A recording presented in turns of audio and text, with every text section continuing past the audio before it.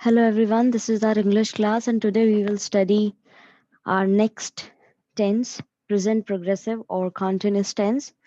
This tense is formed by the present participle of a verb preceded by the present tense of the verb to be, is, am, are as an auxiliary. अब ये हमारा जो tense है इसके अंदर आगे जाकर के verb के आगे जाकर के to be की form आती है जो क्या है एक auxiliary verb की form है.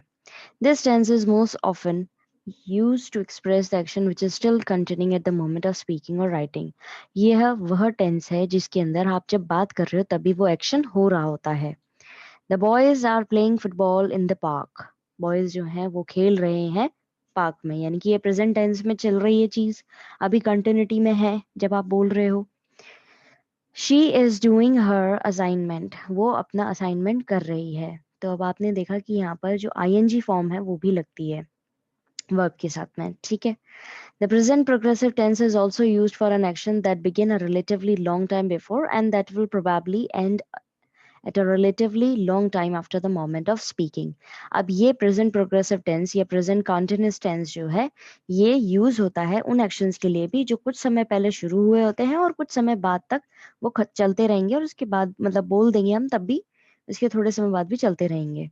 जैसे we are writing a book these days, हम लिख रहे हैं एक किताब इन दिनों. तो यानी हमने काम जब बोल रहे हैं हम उससे पहले ये काम शुरू कर चुके हैं और उसके कुछ दिन बाद भी हम ये काम कंटिन्यू करेंगे, इसीलिए यहाँ पे आया है we are writing a book these days. अब आप देख सकते हैं कि यहाँ पे आर का यूज हुआ है, ठीक है, टू बी की फॉर्म है ये. Then the country is facing a financial crisis these days. अब कंट्री जो है वो क्या फेस कर रही है, फाइनेंशियल क्राइसिस यानी फाइनेंशियल कमी जो आ गई है, दिक्कतें जो आ गई हैं वो फेस कर रही है. अब यहाँ पर नोट है, there are certain verbs which are not normally used in the continuous tenses. अब कुछ ऐसे वर्ब्स भी होते हैं जो नॉर्मली यूज नहीं होते हैं कंटिन्यूअस टेंस के अंदर.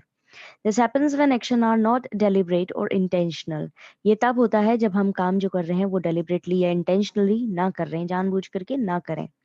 जैसे कि feel, hear, see, smell, notice, appear, look, seem, sound, taste, care, dislike, hate, fear, love, mind, wish, agree, believe, know, think, remember, belong, own, owe, possesses, etc. अब ये सारे जो verbs हैं ये जब हम इंटेंशनली नहीं कर रहे हैं, ठीक है, तब ये यूज नहीं होंगे इस कंटिन्यूअस टेंस में. यहाँ पर इससे रिलेटेड एक्सरसाइज है which you have to solve. Now we will study present perfect tense. Study the following sentences. अब कुछ सेंटेंसेस पढ़ते हैं. पहला है Ram has broken his leg. Her voice has turned rough. Have you finished your dinner? He has not returned from Europe. अब ये जो है ये प्रेजेंट परफेक्ट टेंस है, यानी कि काम पूरा कंप्लीट हो चुका है, परफेक्टली कंप्लीट हो गया है प्रेजेंट टेंस के अंदर. राम ने अपना पैर तुड़वा लिया, उसकी वॉइस जो है वो बहुत ही रफ हो गई है. क्या तुमने फिनिश कर लिया डिनर? यहाँ पे ये क्वेश्चन पूछ रहा है, interrogative. Then he has not return from Europe. यहाँ पर ये क्लियर बता रहे हैं कि वो यूरोप से अभी तक लौटा नहीं है. All the above sentences are in present perfect tense. अब ये सारे sentences जो हैं ये present perfect tense में है. The action in this tense begin in past or future, sorry, or further back in past. अब यहाँ जो action हो रहा था ये past में ही शुरू हो गया था. But a strong connection with the present is always maintained. लेकिन उसका connection जो है वो आज के समय से है.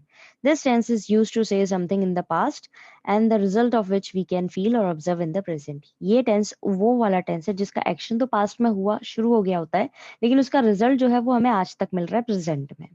It is used with such adverbs as these. अब यहाँ पर ये इस्तेमाल होते हैं किस तरह के adverbs? Now just, this minute, today, this morning, week, month, still, ever, never, not yet, already, recently, lately, and adverbial clauses and phrases beginning with for and since. अब यहाँ पर इस्तेमाल होता है just, today, this morning, यानी कि time periodic जो है मेंशन किया जा रहा है, या फिर adverbial clauses या phrases का इस्तेमाल होगा जो शुरू होंगे for या since से.